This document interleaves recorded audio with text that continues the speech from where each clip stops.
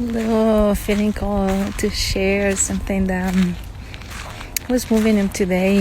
I had an opportunity to do a podcast with a friend, and she invited me to talk about pleasure. The podcast is all about pleasure, and when she asked, right, like if it's part of my work, and sharing with her like female empowerment or human empowerment cannot be separated from pleasure, right? It cannot be separated from the joy and the pleasure of what it means to be a human and also be alive and enjoy this life, and also our sexual pleasure, our erotic pleasure, right? And how when we reclaim that sovereignty of our body, of ourself, we also open up to pleasure in all areas in our life.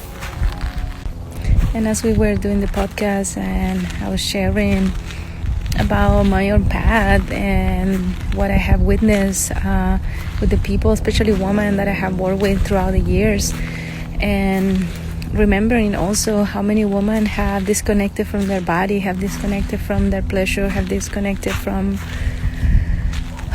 to enjoy this life, right? To remember that our true nature is joy, is love, and when somebody is in survival mode, it's very challenging to open up to pleasure and to joy and to the other spectrum, right? Because at that time, what is most important is just to survive, right? Which makes sense. And at the same time, the more we do the healing work, the more we come back to our true self, and we peel all these layers who are not us, to actually remember who we truly are and open up for joy and pleasure. So I felt called to share because I wanted to share over here what is it that I do, right? I have getting new followers and may not understand what is it that I do, and it's that, right?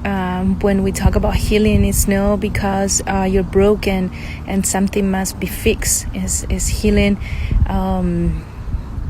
The way I see it, or the way I work it, is not that, right? It's not that you must be fixed because something is broken, but healing from a place of dismantling all of these layers, like peeling off all of this layer of who you're not, so your most authentic self comes out.